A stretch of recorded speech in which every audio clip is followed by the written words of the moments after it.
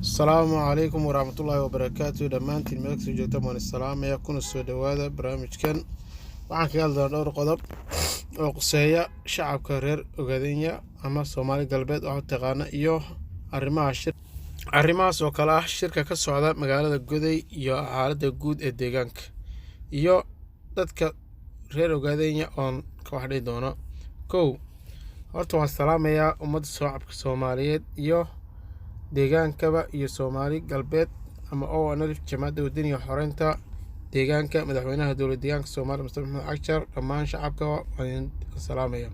Waxaan rajeynayaa siyaasad cusub oo degan in lala imaado in ay noqoto in la furfuraado siyaasadana la furfuro oo sida nidaamka wanaagsan wax lagu wado diilada iyo sidaasha iga muuqata wada fiican oo ku faraxsanahay oo dadka hortooda lagu soo dhigay musharaxiinta iyo madaxda oo isku dooranayso kuna xilkiina uu ku wareejinayo arimiraalka shaqada badan oo soo qabtay oo aad iyo aad u badan waan ugu hambaleynayaa. Shirkana waan soo dhaweynaynaa. Waxaan rajeynayaa wax miro dhal ah oo wanaagsan oo ummadda iyo shacabka Soomaaliyeedna wax u tarin la helo. Talabaad jamaacadda oo analif waxaan ugu baaqayaa inayna noqonin lamood noqon soo weeday. Waa in dadka hamiga iyo waxa ku jira iyo shucuurta ka muuqata farxadooda iyo diilada iyo waxa ay ka filanayso waa in la ka helaa. Saddexaad shacabku ha noqonina kuwa baaba kuwa dhintay kuwa damir la'aan kuwa waxba ogeyn. warshalay waxaad ogeydeen wax hayst dhibaatadii inay ku dhacday waxay soo marteen waataad garanaysaan waxaad idinku cusub maaha. war 20 iyo 30 sano ku dhawaad baad dagaal qax burbur kufsi dil dhibaato ku jirteen tii idinkoo maanka ku haysaan maaha maantana in aad ka bilowdaan dhibaato iyo qaylo kala horle oo cusub. waa in aad ogaataan meesha socotaan iyo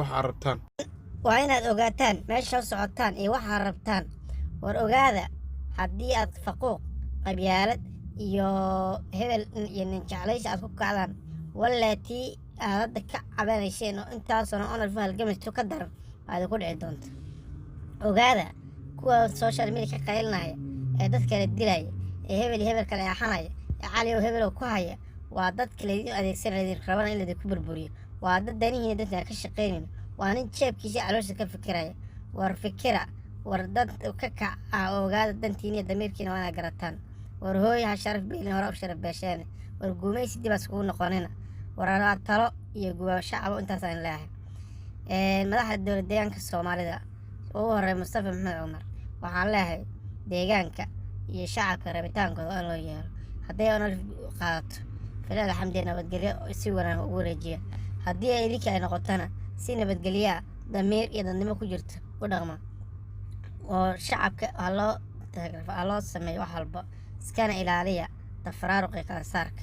midda labaad oo soo jeedin waxay tahay maaday iyo Axmed Yaasiin iyo xubin kale oo ka mid ah midkii la doortaba mid wax u noqon iyo mid u ron shacabka Ilaahay baa og. waxaan leenahay midkii ku soo baxaba waan soo dhaweynaynaa si walaaltinimo kalgacayl qof walba qofka intuu soo dhaweyn karo ninkii onalif hogaamin in kalaba waxaan ka rajeynaynaa in wanaag iyo khayr ay noqoto oo khayrka lagu taageero maaha xilli kala faquuq iyo xilli hebel baakana in jeclaysi halka la iska dhigay shacabka. midda kale iyo gunaanadkii gabadha waxay noqon doontaa arimiraalka shaqo fiican soo qortay waan soo dhaweynaynaa waan ku mahadsan yahay halka soo gaarsiiyay ilaahayna ajir xasan ka siiyo isagan ilaahay ku dhowro ajirkiisa waxaan ka doon insha Allah sharaf iyo mudnaan buu mudan yahay. السلام عليكم ورحمة الله وبركاته. دمانتين سلام عليكم سجوتان.